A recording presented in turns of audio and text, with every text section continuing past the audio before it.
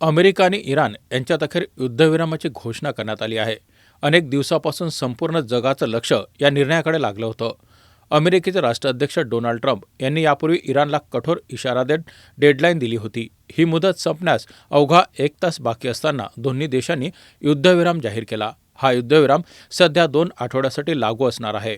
या करारानुसार इराणने महत्त्वाचा समुद्री मार्ग स्टेट ऑफ होर्मुझ पुन्हा एकदा आंतरराष्ट्रीय जलवाहतुकीसाठी पूर्णपणे खुला करण्यास सहमती दर्शवली आहे. यापूर्वी इराणने या मार्गावरील हालचालींवर नियंत्रण ठेवलं होतं, ज्यामुळे जागतिक व्यापारावर मोठा परिणाम झाला होता. गेल्या महिनाभरापेक्षा अधिक काळ अमेरिका, इस्रायल आणि इराण यांच्यात संघर्ष सुरू होता.